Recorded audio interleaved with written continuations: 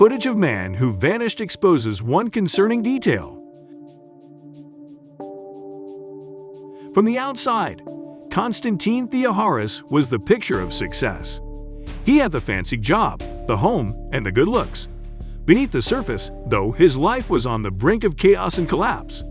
When Konstantin's family didn't hear from him for a few days, it immediately raised some red flags. They contacted the police, and with some digging, they began to realize there was a lot more to his abrupt silence than anyone suspected. Konstantin and his girlfriend Stacy Avra had been together for years, and with the encouragement of friends and family, the two lovebirds finally decided to make it official. The groom nervously stood up at the altar in front of rows of smiling faces to marry Stacy in South Florida. They were both eager to begin this new chapter in their lives. His job as a commercial real estate agent meant they had a beautiful home, the sounds of the waves and sandy beaches just steps from their back door.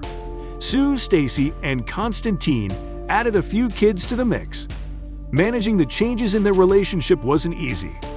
Adjusting to married life with kids was a challenge, but it worked for a while at least.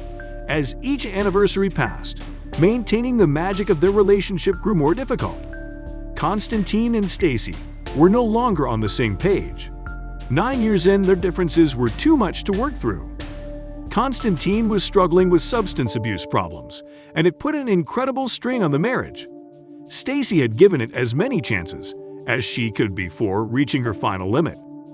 They decided the best solution was to separate. Too much between them had changed for a reconciliation. They signed the divorce papers 3 days before the marking of their 9th anniversary, citing their split was in consequence of disputes and irreconcilable differences. A judge awarded Stacy full custody of their kids. Konstantin received visitation every other weekend and for the kids' summer vacation. Court dismissed, and Konstantin went home to a large house that for the first time in years would be frequently empty.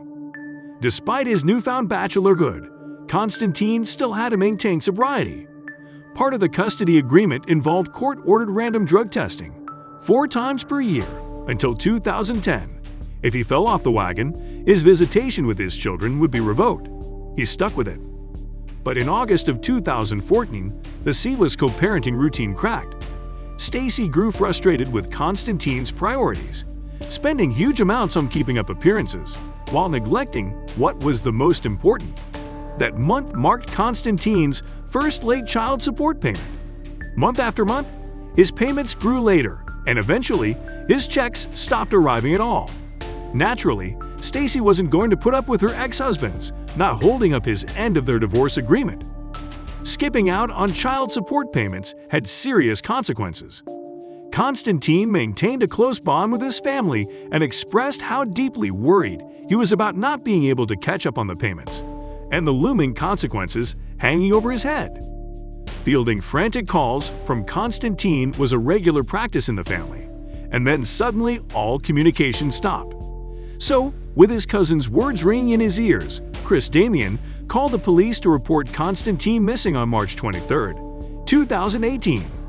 Police made a welfare check at Konstantin's house. When they opened the door, they expected to see him turn around a corner, demanding an explanation for the cops roaming his house. Instead, everything looked perfectly normal, save for one glaring detail. Konstantin wasn't there, but his phone, wallet, and keys were out in plain view. If he premeditated his flight, he'd have at least packed a bag. None of the essentials were out of place. Then they entered the garage. An avid paddleboarder, Konstantin rarely missed a chance to take in the sunrise from out on the ocean waves. The police noted the paddleboard was gone, and that wasn't all. His diving bag was emptied of its normal contents: fins, a mask, and a weighted belt. The police filed an official report declaring Konstantin missing. They scoured the surrounding areas for surveillance cameras, hoping to pinpoint when exactly he disappeared. In the well-to-do neighborhood, security cameras were a dime a dozen, so they were bound to get lucky. They did. At 6:30 a.m. on March 20th, Konstantin was captured on camera carrying his paddleboard and gear out into the shallows of the ocean. Nothing appeared wrong. He moved out of frame, and no one saw a trace of him again. Immediately, they began widespread searches of the nearby waters. Days passed, but the search for Konstantin was coming up dry. Given his prowess at the sport, his family really doubted he could have suffered an accident. There were murmurs that the disappearance could be purposeful. See, it looked like this case had a tragic but logical ending. A man paddled out into the ocean, he drowned, and he was never heard from again. However, the police soon learned of another factor that wrenched a big hole in this theory. The very afternoon of the day Konstantin vanished, he was supposed to appear in court. It was the day he'd long agonized over. A judge was going to make a decision regarding his past due child support, and he owed a huge amount of money. Over $549,000 in fact. Stacy refused to back down, claiming that her ex-husband's lucrative job and indulgent lifestyle proved he was capable of making payments. He just refused to do so. On the day he went missing, Konstantin was expected to leave the courtroom in handcuffs. He's very capable on the paddleboard, so it seems pretty fishy to me.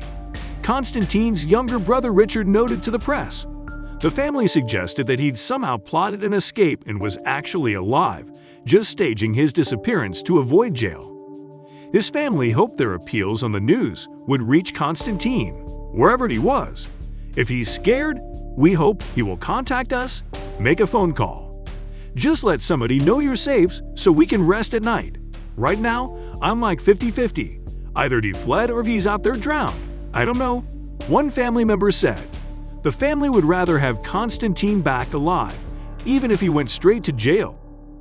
The news broadcasts aired, and there was still no sign of Konstantin. Without a body or even a trace of his paddleboard, the police couldn't draw a conclusion on this case. Was he the victim of a tragic accident? Or was he just lost at sea for good?